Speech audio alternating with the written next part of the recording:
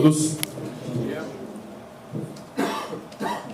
Tem um aspecto que é bastante notável, né? Nós já sabíamos pelas inscrições, é que esse ano nós temos bem menos gente participando do evento, e nós podemos atribuir isso ao título e aos temas que vão ser tratados aqui nesses 2 dias, porque esse já é o nosso 4º congresso, e os outros 3 anos os temas eram muito mais abrangentes, muito mais introdutórios, digamos assim. E esse ano nós resolvemos dar um passo na direção do mais específico,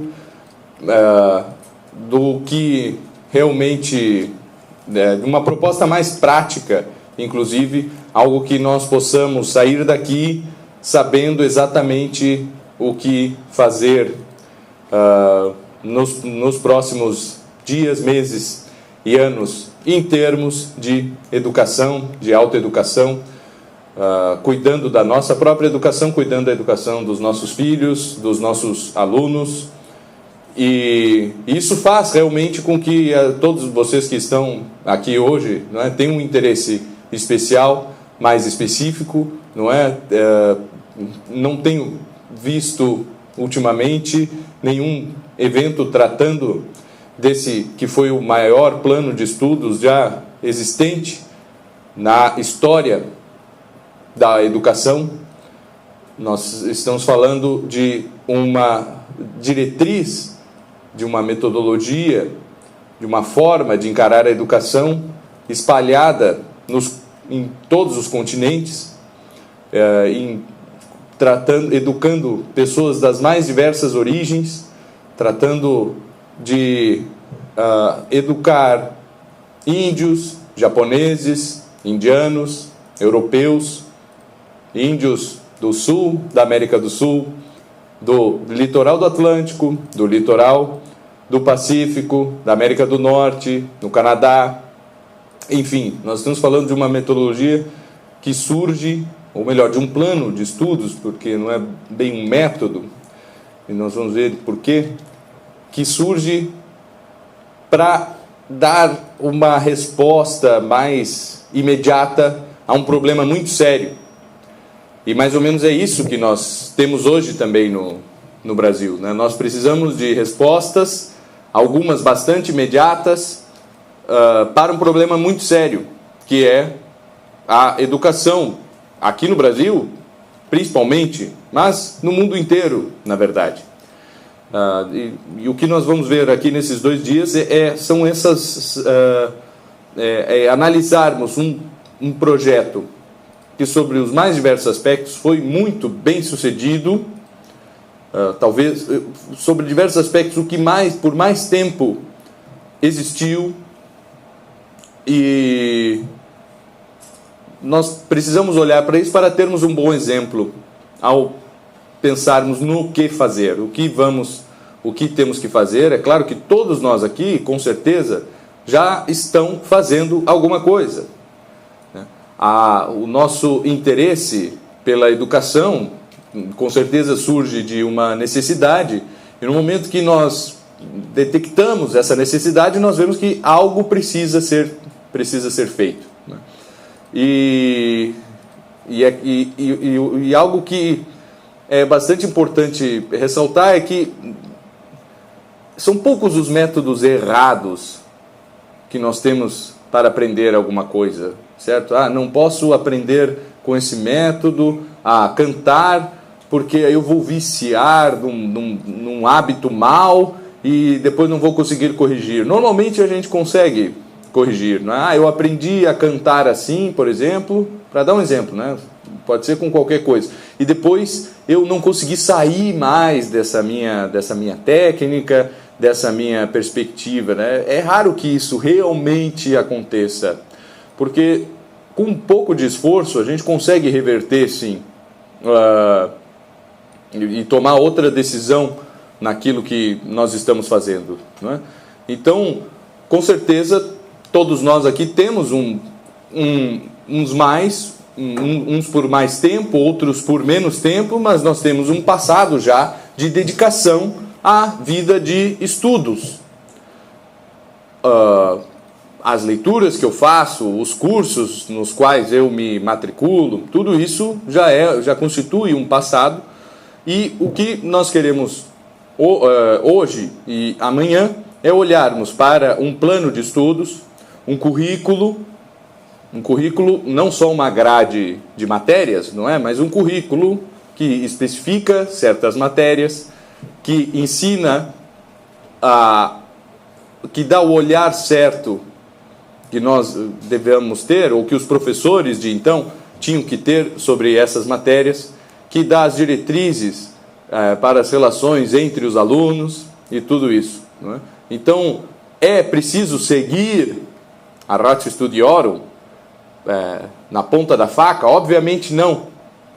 Assim, como a própria Ratio Studiorum já nos instiga a não segui-la como dogma, como algo que deve ser cumprido, não é? É uma legislação, em certo aspecto. A Ratio Studiorum tem um aspecto de legislação, mas as penas para o não cumprimento, né, variam bastante de acordo com ocasião, de ocasião em ocasião, e é dado muito espaço ainda para, por exemplo, a liberdade do professor, não é? Em sala de aula, cumprindo certos requisitos, o resto estaria, né, pela liberdade do professor. O que importa, no fim, é buscar a verdade, e a Ratio Studiorum quer dar um caminho para essa busca da verdade em sala de aula, nas escolas e, enfim, em toda a vida daqueles estudantes que participaram, não é, que foram educados pelos jesuítas. Então, nós temos esse plano de estudos, não é? Que nós chamamos de Ratio Studiorum. E aí diz assim: a Ratio Studiorum é o plano de estudos dos colégios jesuítas. Bom, é assim como ficou o plano de estudo dos colégios jesuítas, ficou conhecido, né? Ratio atque institutiones studiorum Societatis Jesu, certo? Então, a ordem dos estudos e as instituições dos estudos da Companhia de Jesus. Algo bastante interessante é que ela não acaba com a Companhia de Jesus quando a própria Companhia de Jesus é suprimida. Nós temos ali um período, né, entre o final do século XVIII e início do século XIX, em que os jesuítas só existem na Rússia, não é? Então todas as escolas foram assumidas por outras congregações ou pelas próprias dioceses. Muitas foram fechadas mesmo, por falta de professores e gente que mantivesse aquelas instituições, não é?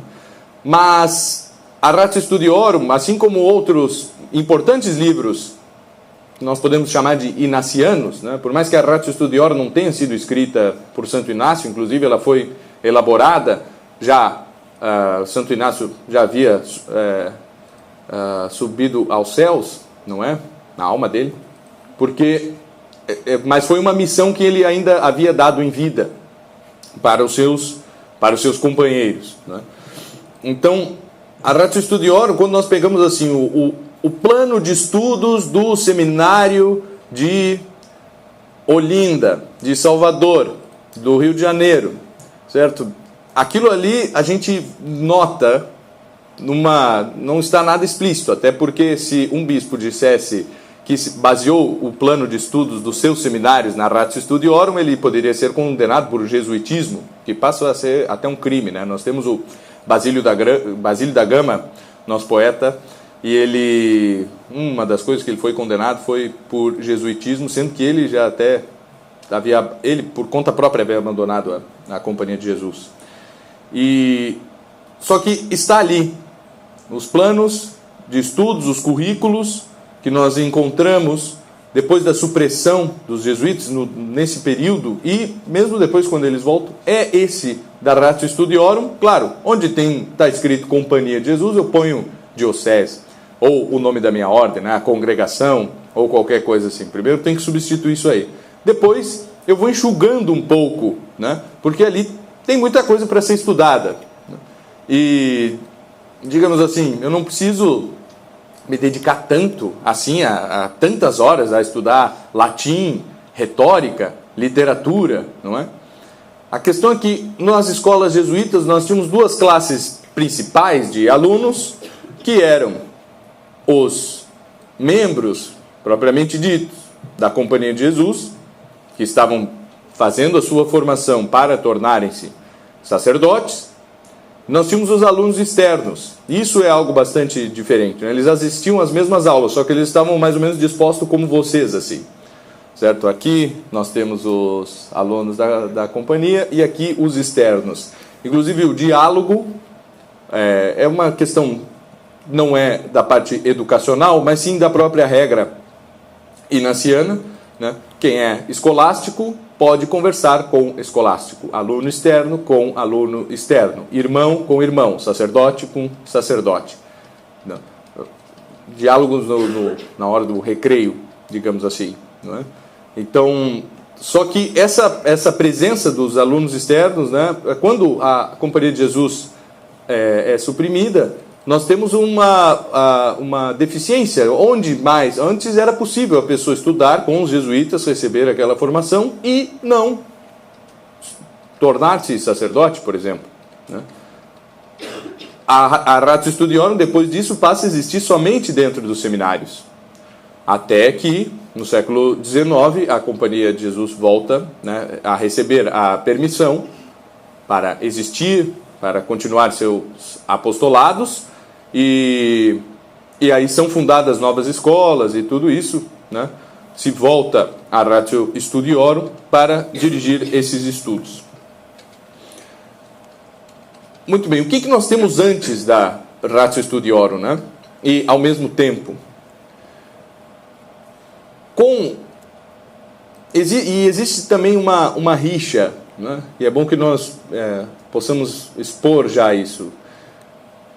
Há quem, inclusive, atribua à Ratio Studiorum todos os problemas da educação moderna, certo? Foi assim, um momento onde aquilo se propagou de tal forma, não é? E aquela educação que nós tínhamos, escolástica, das ordens medicantes, dos dominicanos e franciscanos, né? Aquela educação na qual se formou São Boaventura e Santo Tomás de Aquino, aquela educação monástica de Hugo de São Vítor, né? A própria educação beneditina, agostiniana, e tudo isso, né? Isso aí se perdeu porque os jesuítas tomaram conta de tudo e encheram de humanismo a educação e tiraram o foco da educação na pessoa de Nosso Senhor Jesus Cristo, tiraram o foco da educação em Deus, e Deus não estava mais no centro da educação, e isso fez com que a educação ficasse cada vez mais laica, e eles começaram a aceitar esses alunos externos que estudavam ali, e depois não prosseguiam nos seus estudos, acabavam virando Descartes, Diderot, Rousseau, enfim, né, e a lista é bastante grande, certo? E a lista é bastante grande, e realmente essas pessoas estudaram nas escolas jesuítas, foram formados pelos jesuítas, tiveram toda a sua formação através, né, de um plano de estudos estabelecido pela Ratio Studiorum. Nós vamos mais, Molière, Shakespeare francês, também estudou com os jesuítas. Então nós vemos assim, veja como esses frutos, né, pelos frutos os conhecereis, como é que, né, sem os jesuítas não teria existido Rousseau, nem Diderot. Bom, isso é bastante temerário afirmar, né, primeiramente, porque, sem existir a mãe de Hitler, não teria existido Hitler. Não, é uma coisa absurda, né? Nega o próprio livre-arbítrio do homem, né? Dizer que a pessoa que educou alguém é responsável por todo o mal que essa pessoa possa vir a fazer, né? Essa é uma das coisas. E a outra coisa também é santificar demais a Ratio Studiorum, dizendo que aquele tempo era bom, naquele tempo se estudava as coisas sérias e tal, e enfim. A questão é que a educação monástica ela era muito limitada no seu campo de ação ou no número de estudantes que poderiam participar daquilo. Para a pessoa poder estudar num mosteiro, ela tinha que submeter a regra daquele mosteiro. E não são todas as pessoas que são vocacionadas para isso. Para a pessoa estudar com Hugo de São Vítor, na escola de São Vítor, certo? Ela tinha que realmente se submeter a uma regra, tipo beneditino, né? E viver ali. Não era somente uma escola, né? Tratava-se de um mosteiro, sim, com muito estudo, muitas horas dedicadas à cultura e tudo isso, mas ainda, né, não era uma escola do tipo público, não do tipo público estatal, né, mas do tipo público que é aberta a todas as pessoas. Com os jesuítas isso aí, não que não existissem antes, existiram sempre escolas abertas. As escolas das catedrais muitas vezes tinham também alunos externos, né? Mas a questão é que quando se abre um mundo novo, é preciso educar muito mais gente, não é? Uma coisa é educar só a Europa, outra coisa é educar o mundo inteiro.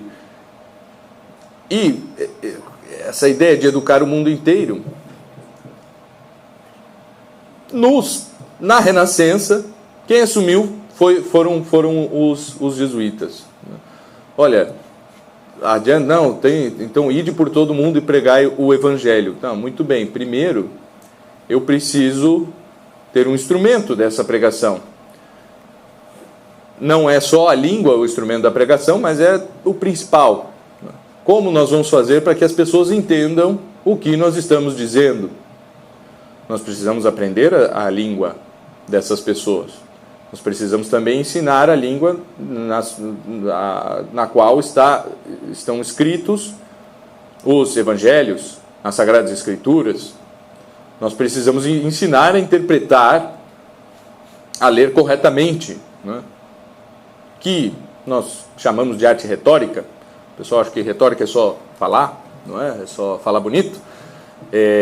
Não, a retórica ela dá as diretrizes dos corretos sentidos que um texto tem, certo? Literário, alegórico. E então é importante fazer isso, senão não vai adiantar, certo? Senão não vai funcionar. Como é que eu vou chegar no Japão e pregar o evangelho? Primeiro eu preciso aprender japonês, depois eu preciso ensinar latim para os japoneses e português, né? No caso, em caso bem concreto no Japão, né? Uma curiosidade, nós temos a primeira gramática, o primeiro dicionário de língua japonesa. A primeira gramática está escrita em latim, com caracteres latinos, né? Só pelo som. Eles aprenderam a falar. É uma gramática que te ensina a falar japonês em latim, né? Para que aquilo pudesse ser feito e mandado mais depressa para a Europa, para preparar já também os missionários que viriam ao Japão assumir certas funções. Então, e o primeiro dicionário é um dicionário japonês-português. Não existia outro. Existiam pequenos glossários no próprio Japão, não é? O Japão não era um povo ágrafo. E existiam pequenos glossários, mas o primeiro intento de realmente construir um vocabulário completo da língua japonesa é em português, não é? É um dicionário bilíngue, japonês-português. Agora, como eu vou mandar alguém, né? Nós temos aqui no Brasil, nós temos o Aurélio, né? O Ruais, temos o Luft e alguns outros lexicógrafos, né? Dicionaristas que fizeram os nossos dicionários, né? Mas vejam que é muito pouca gente, né? E eu posso perguntar para qualquer um assim, quem tem vontade aí de fazer um dicionário? Parece ser um trabalho um dos mais atrativos, né? Não é uma coisa assim que nós olhamos, meu Deus, como eu gostaria de compor um dicionário, né? Pô, tem tanta coisa melhor para fazer na vida, não é? Mas eu preciso formar muita gente que seja capaz de fazer um dicionário, que seja capaz de desenhar mapas, e que seja capaz de aprender facilmente outras línguas, outros costumes, que seja capaz de filtrar moralmente quais os costumes são mais aproveitados e quais não, nós falamos, o Augusto falava no congresso do ano passado essa questão, né? Os jesuítas tentaram pelo menos importar para o resto do mundo o hábito japonês de tomar banho, né, de higiene, de limpar a casa, né, certo? Que isso eles estavam muito mais evoluídos. Os índios aqui também, não é? Muito mais evoluídos do que os europeus, né? Então, nós encontramos nas cartas, em muitas cartas jesuítas, não é? Que são os pais da comunicação global, né? Nunca antes havia existido um método de eu escrever no máximo 2 meses a informação que eu tinha registrado, ela podia chegar em qualquer lugar do mundo. Então alguém no Japão escrevia algo e no máximo em 2 meses alguém aqui no sul do Brasil, certo? No sul da América Latina, poderia receber aquela informação sobre o Japão. Isso é algo sem precedentes, né? Então eu preciso de pessoas com muita capacidade comunicativa. E, o que eu vou pôr na carta? Eu vou pôr de tudo, como estão as conversões, é uma das coisas, mas eu vou pôr ali características da geografia do Japão, da fauna, da flora, ou da Índia, ou da China. Isso eu mando, e quando eu tenho algum confrade que está interessado nesses assuntos, ele pode ter acesso, né? Ele escreve para Roma e diz, por favor, mande-me notícias do Japão. E as notícias vinham, o Japão é uma terra bastante montanhosa, com vulcões e não sei o que e tal, né? Isso aí tudo era possível. Agora, como a pessoa... basta ir lá e olhar, vamos pegar qualquer um de nós aqui e mandar para a Nova Zelândia. Por favor, daqui a 1 mês tu me escreve uma carta me dizendo como é a Nova Zelândia, como são as pessoas e tudo, como elas são socialmente, politicamente, como elas se dividem, quais são os hábitos e tudo isso, certo? Como eu posso fazer isso? Eu tenho que ser uma pessoa intelectualmente muito preparada. Muito preparada. Não só capaz de saber latim e grego e tudo isso, né? Eu preciso saber ciências naturais, eu preciso saber política, eu preciso conseguir analisar e descrever da forma mais verídica possível aquilo. Eu preciso saber historiografia, eu preciso saber contar a história, né? E eu preciso saber chegar lá e aprender a língua muito rapidamente. Eu preciso ter uma técnica específica, né, e ser muito bem treinado nas artes da língua para aprender aquela língua da melhor forma e, assim, da forma mais verdadeira, fiel possível, passar também o Evangelho. Então nós vemos que nós estamos dentro de uma missão, a missão jesuítica global exigia uma formação intelectual muito vasta, muito mais do que nós possamos pensar antes disso, na Idade Média, por exemplo, onde a pessoa ia para o mosteiro e provavelmente ela nunca sairia dali, ela iria se dedicar, sim, à oração, à contemplação, aos estudos também, em alguns casos, certo? Está certo, só que as necessidades mudam no mundo, e o mundo é algo muito importante para o homem do Renascimento, para os humanistas, e para Santo Inácio também. Santo Inácio é um homem do seu tempo. Normalmente todos os santos são, né? E nós vemos isso em Santo Inácio de uma forma muito forte, né? O que nós conhecemos da biografia de Santo Inácio às vezes é bastante... senso comum, né? Não, Santo Inácio ele era cavaleiro, ele se machucou em Pamplona, leu uma... É interessante, ele leu as histórias de santos e leu uma vida de Cristo, né? Por que ele não leu os evangelhos? E na casa nem tinha evangelhos, né? Só tinha esses 2 livros na casa onde ele estava. Era comum a pessoa ler uma vida de Cristo, certo? Quando é que existe... Talvez o padre Miguel possa dizer, mas eu não sei de quando é a primeira Bíblia em castelhano e quando ela foi divulgada. Assim. Santo Inácio não sabia latim para poder ler a Bíblia em latim, né? Então ele leu uma vida de Cristo. E há muitos livros em linguagem renascentista, mesmo medieval, linguagem mais vulgar, de vidas de Cristo, né? É um livrinho ali que hoje em dia nós poderíamos editar em 40 páginas nas edições modernas, né? Mas que constituía assim, um volume um pouco mais respeitável, que contava essa vida de Cristo. Bom, e aí Santo Inácio se converte, passa por todo um tempo de purgação primeiro, no qual ele começa a compor os exercícios espirituais. Nós já vamos voltar nesse livro, né? Os exercícios espirituais, que não podem ser separados desse plano de estudos que é a Ratio Studiorum, assim como as constituições, também escritas por Santo Inácio, e a sua própria autobiografia. Santo Inácio, então, ele se converte, ele passa, né, mora lá numa cova em Manresa. Ele tem o episódio também com Nossa Senhora Montserrat, e depois vai para Paris estudar, e lá, né, pede esmola para poder se manter nos estudos. Ele já tem 30 e poucos anos e tem que sentar com guris ali de 14, 15 para aprender latim, não é? Se humilha de uma forma enorme ali, né? Começar tudo do zero, né? Começa os seus estudos de artes liberais para depois continuar na filosofia e na teologia. Ali ele conhece os seus primeiros companheiros, que serão o núcleo embrionário da Companhia de Jesus. Ele tenta ir para Jerusalém, não consegue, né? Faz aquele que é o chamado quarto voto dos jesuítas, né? De obediência irrestrita ao Papa e tal. Bom, muito bem. E aí morre, né, sozinho. Ele já estava há muito tempo doente e ele acaba, né, morrendo sozinho num quarto. Vamos descobrir que ele está morto, né, no outro dia. Bom, essa é a vida de Santo Inácio. Bom, ele estudou e tudo isso, não é? Mas normal, né?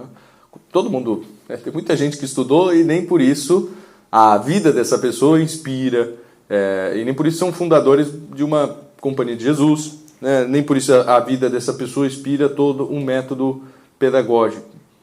O que eu digo que Santo Inácio era o homem do seu tempo, porque a Renascença é um tempo de homens práticos, de gente que faz, né?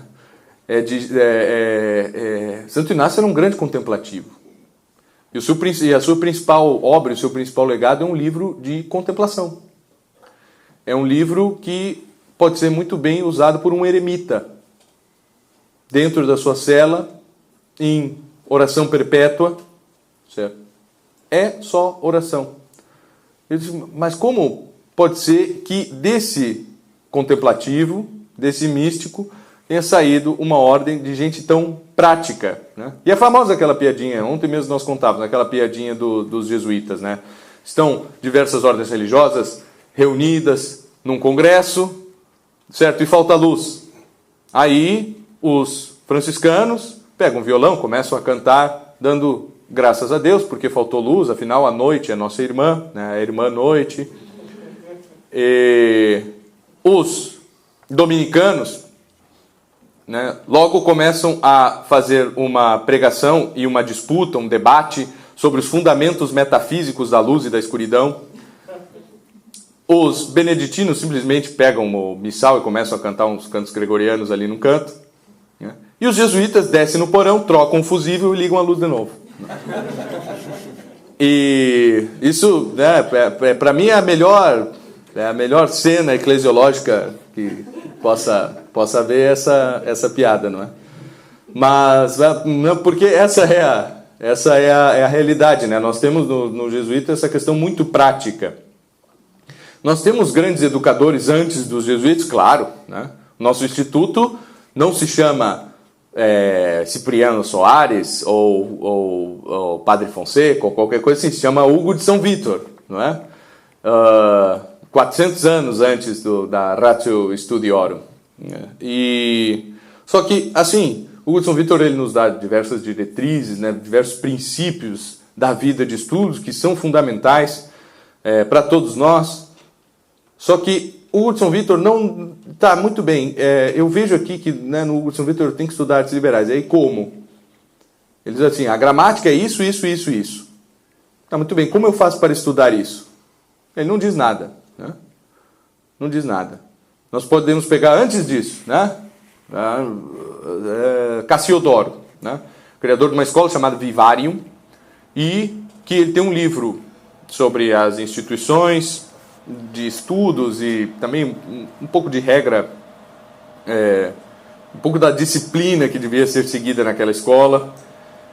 E ele diz, né, não, tem que estudar artes liberais, não é? E aí ele explica, a gramática é isso, isso, isso. Tu estuda, então, primeiro os nomes, os verbos, os adjetivos, os pronomes. Ele explica cada uma dessas coisas, assim, muito bem, tu lê aquilo, termina e...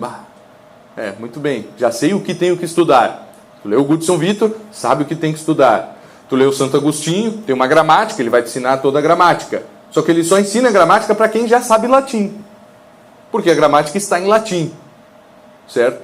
Só que a lei em latim já fazia muito tempo. Não, Santo Agostinho, né, também, não é? Aquele latim escrito, fazia muito tempo que já não era mais falado, né? Então eu precisava ensinar as pessoas a latim de novo, não é? Eles têm que estudar matemática. Muito bem. Como? Como todo mundo sabe, não é? Todo mundo sabe aqui como estudar qualquer coisa. A gente às vezes tem a pretensão de saber. A questão é que a partir da Renascença, não só com a Ratio Studiorum, mas esse é o maior documento que mais frutos legou em termos de material didático, livro didático mesmo, né? Apostila, né? Como estudar geologia, certo? Aí tem lá uma apostila, né? Com toda a matéria e tal, né? Os princípios, com exercícios, né? Latim, grego, japonês, tupi, guarani, certo?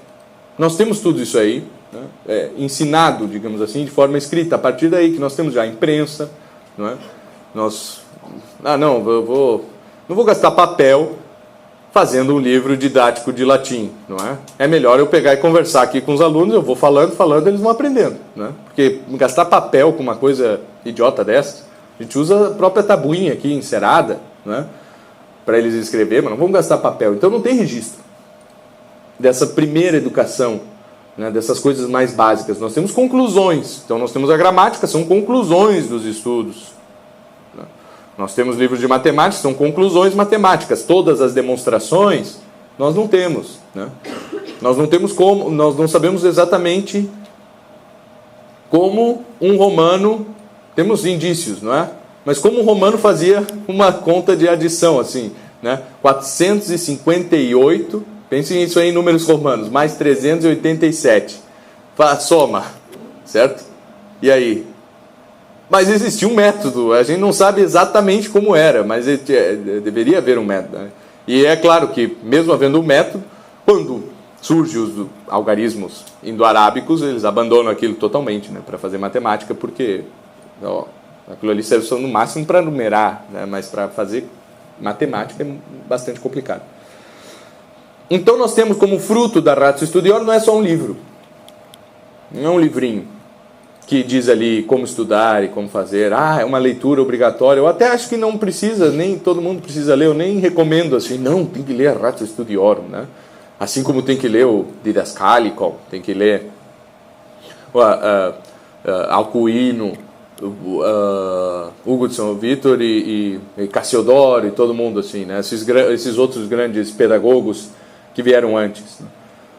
Mas então a Ratio Studiorum não é um livro assim de leitura, né? Mas ela é a base do qual saíram muitos outros livros, né? Muitos manuais de matérias como, né, latim, grego, né, várias gramáticas e métodos de ensino mesmo, retórica, filosofia, humanidade, geografia, geologia. Existe uma ciência chamada ciência jesuítica, né, porque foi desenvolvida por eles, que é a sismologia.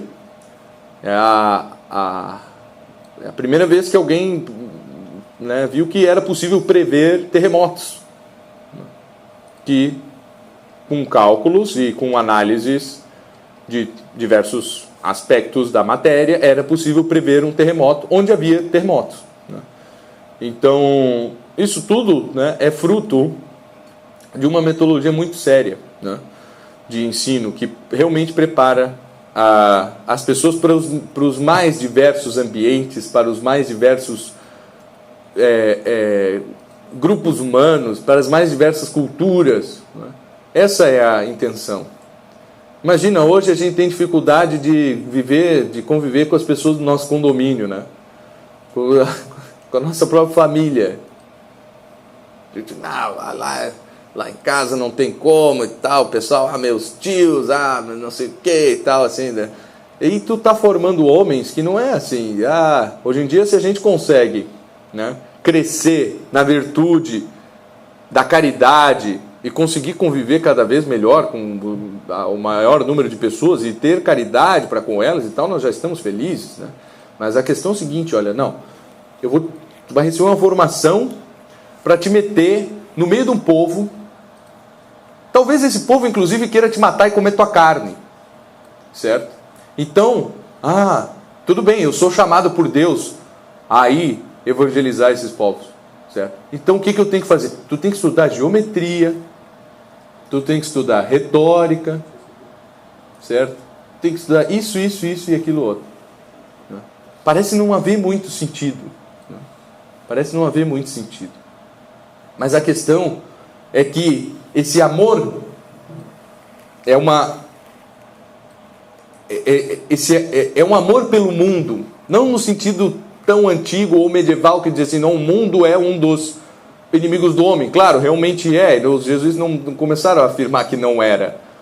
Mas a questão é assim, o mundo é criado por Deus, certo? O mundo é criado por Deus. E eu preciso conhecê-lo, e sob todos os aspectos. Então, todas as contribuições científicas que forem dadas, eu vou analisar. Eu tenho que ser capaz de participar desse debate.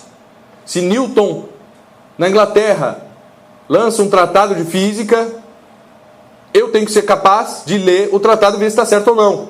Se Leibniz, na Alemanha, escreve sobre matemática, eu tenho que ser capaz de participar dessas pessoas que estão falando do mundo.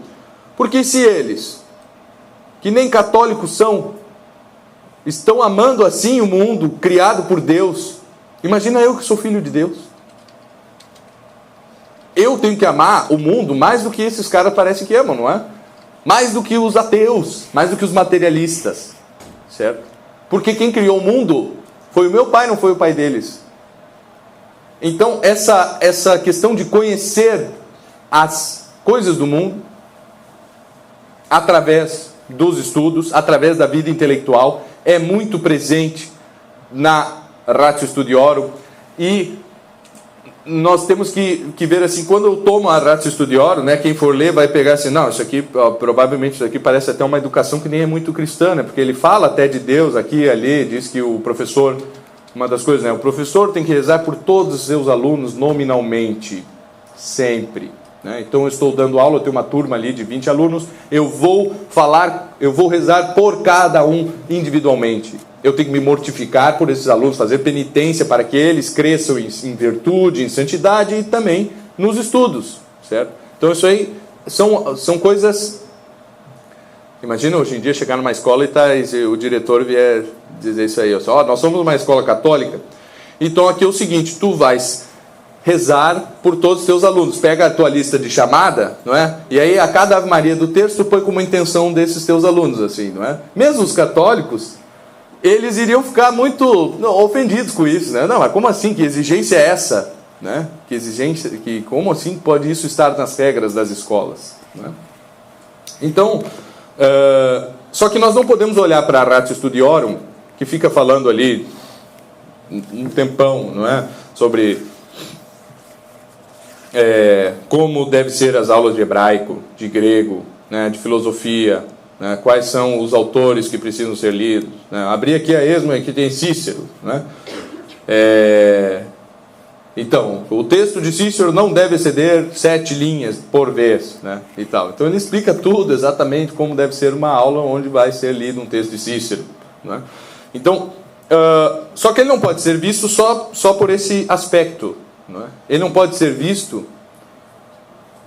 assim, porque a pessoa que estava estudando aqui, numa escola dessas, ela já tinha que ter participado daquele famoso retiro inaciano de 1 mês, dos exercícios espirituais, certo? Ela teria que ter os recolhimentos, com a periodicidade que fosse, certo? Ela teria que participar dos momentos de oração estabelecidos para cada fase, né? Então, quando o aluno estava gramática, ele tinha certo tempo de oração, certo tempo disso, daquilo. Então existia toda uma vida espiritual que realmente não está na Ratio Studiorum, especificada, não é? Mas está nos exercícios espirituais, que é um instrumento de contemplação. Eu não sei aqui se todos conhecem, não é? Mas o que acontece ali? Ele também não é um livro de leitura, não é? Eu vou pegar, eu li o livro da vida de Santa Teresa, não é? E foi uma leitura espiritual muito edificante. Os exercícios espirituais, eles não são um livro de leitura, eles são um livro realmente de exercícios, certo? Então, como se eu não posso pegar um livro que ensina como jogar futebol e dizer que depois que eu li o livro eu sei jogar futebol. Eu preciso exercitar aquilo. Ele pode até me dar princípios, né? Mas eu preciso exercitar. Então, lá nos exercícios espirituais está lá, por exemplo, a famosa, né, a mais famosa, talvez muitos conheçam, com certeza alguns de vocês conhecem, que é a cena das bandeiras, não é? Tem passagens de meditação das próprias cenas do Evangelho. Tem outras que Santo Inácio põe ali, né? A batalha das bandeiras. Existe o exército de Satanás e o exército de Nosso Senhor. E vai haver uma guerra, né? É óbvio que o exército de Nosso Senhor vai sair triunfante. É isso aí que está escrito, né? Então eu tenho que contemplar isso aí. Mas é para fazer a contemplação mesmo. Qual é a cor da farda de um exército e de outro? Como é a bandeira? Quais são as armas que eles estão usando? Qual é o tempo naquele dia? Está chovendo, tem sol, está calor, está frio, certo? Como são os soldados de ambos os lados? Qual é o campo de batalha? É uma montanha? É uma planície? Certo? É barro? É tudo isso. Então, é um exercício de se pôr dentro de uma cena, certo? E contemplar a vitória de Nosso Senhor sobre o pecado, né? sobre Satanás. E isso, né, é algo que nós vemos, ainda é uma herança, né? Nós encontramos muito isso desde a Antiguidade, passando pela Idade Média, não é? Mas nós vemos na própria, se nós pegarmos um autor como Melanchthon é o Paulo Freire do Lutero, assim, é o patrono da educação luterana. Mas eu acho injusto, porque o Melanchthon é um gênio, né? Foi um grande humanista, grande intelectual, grande pedagogo, grande professor, não é? Dessa tradição luterana de educação, nós também temos muitos bons frutos, né? E de material que nós podemos usar até mesmo hoje, né? E, bom, eu falava que os jesuítas estão num tempo, não é, onde tem a classe intelectual já não está mais somente dentro da igreja, né? Só que esse é um desafio. Eles têm que superar essas pessoas intelectualmente, não é? Então, assim, o latim na Idade Média estava sendo corrompido, empobrecido, não é? E então nós temos o Erasmo, por exemplo, né, que reconstitui a pronúncia da língua grega e mesmo do latim, não é? Essa pronúncia que nós chamamos de reconstituída teve seu início com esse movimento todo de reconstituição, teve seu início com Erasmo, né? Era um humanista, era católico, né? E até certo ponto. Falando em Erasmo, antes que eu me esqueça, que tem uma coisa bem interessante, né? Jacobus Pontanus é um jesuíta que escreve os diálogos, né, os Colloquia Familiaria de Erasmo, e Erasmo estava no Index Librorum Prohibitorum, né? Ele não podia ser lido nas escolas católicas. E aí então ele copia todo esse negócio, assina com o nome dele e começa a usar, né, nas escolas jesuítas. E isso existe também com alguns outros livros de matemática. Agora não me vem nenhum assim, né? Que os autores estavam no Index por livros de teologia, né, de filosofia, alguma coisa assim, certo? Mas ele tinha lá um livrinho bom para ensinar adição e subtração, não é? Não dá para usar porque o autor está no Index, né? Copia, põe teu nome e diz que é teu, certo? E aí a gente começa a usar. Então isso aí acontecia muito, mas o que nós vemos assim com a produção metodológico, de material didático por parte dos jesuítas, nós vemos muito uma coisa assim, nós não vamos ficar para trás de ninguém. Nós temos grandes pedagogos, o próprio Erasmo é um deles, nessa época. Nós temos na Espanha Juan Luis Vives, que é um autor que tem que ser retomado, né? Porque é um humanista, né? Católico, cristão. Nós não podemos assim ver que existe uma influência direta de Juan Luis Vives na educação jesuíta, né? Mas ele é um contemporâneo e ele tem um livro muito bom chamado De Causa Corruptionum. Eu não me lembro, mas é alguma coisa assim, a causa da queda, da decadência das artes, né? Do ensino das artes, das artes liberais, no caso, não é? E então ele tem ali uma teoria, mas ele tem métodos, né, de ensino, de trivium, não é? De ensino através de diálogos, né? São diálogos parecidos com os de Erasmo também, onde ele vai primeiro ensinando o latim bastante, a gramática, né, retórica, todos os princípios da argumentação, lógica também e tal. Então são alguns autores que nós temos nessa época. Nós temos o próprio Melanchthon, né? Nós temos um pouco antes Laurentius Valla, que é um humanista também. Então nós vemos nós temos um momento onde havia muita produção intelectual, mesmo fora da igreja, não é? Com a imprensa, né? Pega Erasmo vai a Basileia imprimir uma versão dele, latina, da Bíblia, por exemplo, né? A Bíblia de Erasmo, hoje em dia ela custa, aí quem tem uma Bíblia de Erasmo original, né, do século XVI, está aposentado, né? Não precisa mais trabalhar vendendo aquele livro.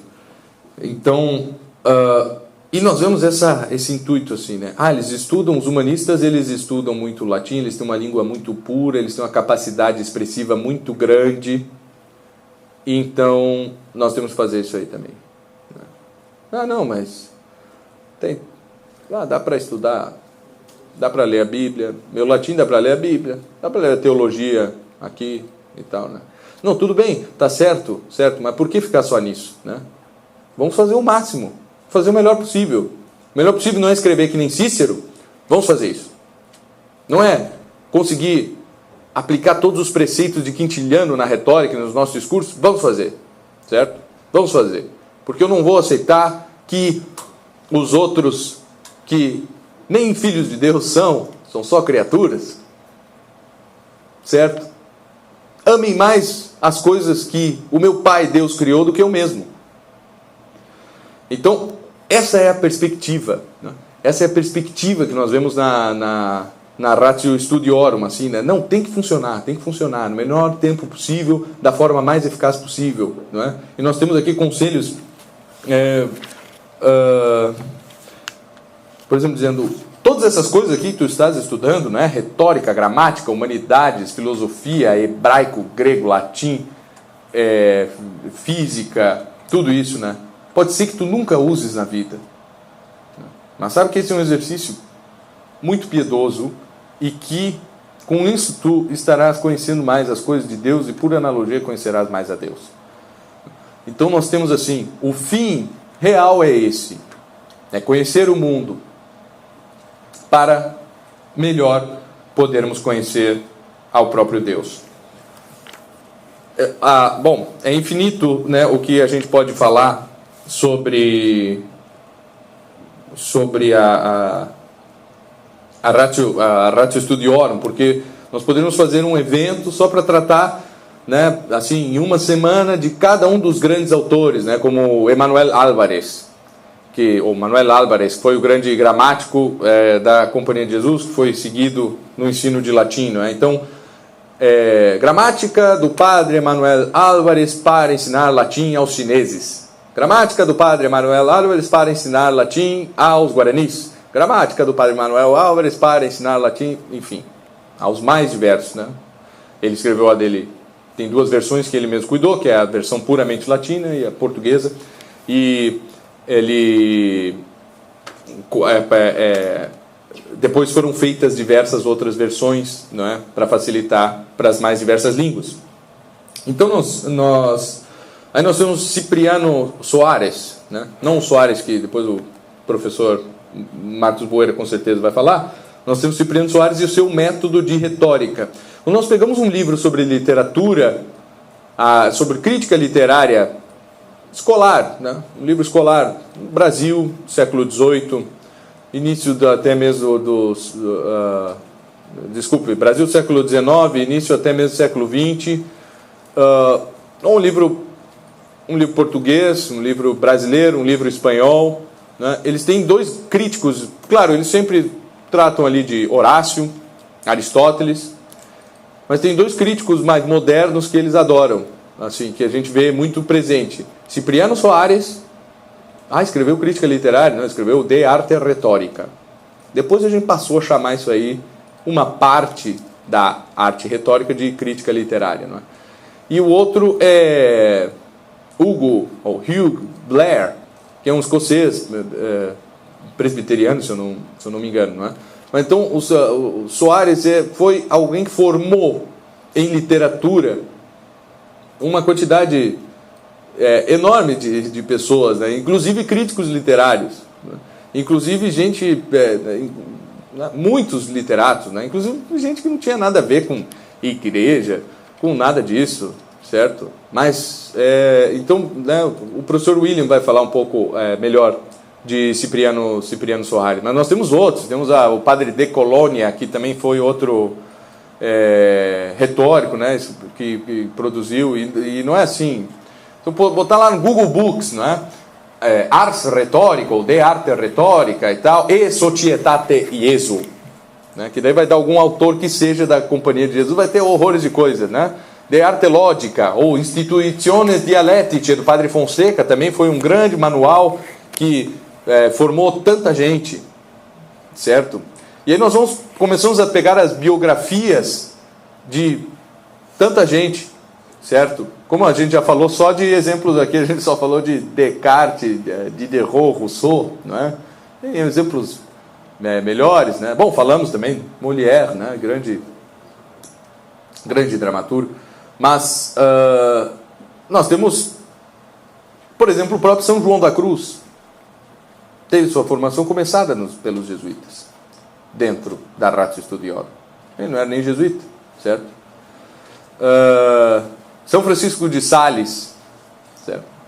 E nós, falantes de português, devemos à formação de um homem, né, a capacidade expressiva que nós temos da melhor qualidade, que é o padre Antônio Vieira, certo? Existe o episódio do estalo de Vieira, né? O padre Antônio Vieira estava ali numa escola jesuítica e disse que ele era um péssimo aluno, né?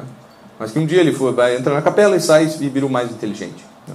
Ele tem essa questão, né? E aí nós vemos a erudição de um padre Antônio Vieira, certo? Nós vemos a erudição. É um homem que realmente, o jeito que ele fala da fauna e da flora, é alguém que realmente esteve interessado em conhecer aquelas coisas. Ele não teve notícias sobre os peixes do Amazonas. Ele realmente parece ter estado interessado em conhecer tudo isso.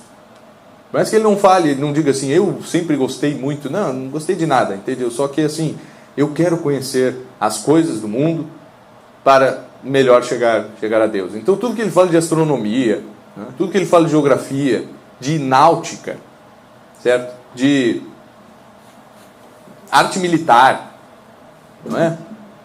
De arquitetura, isso aí vem de um único lugar.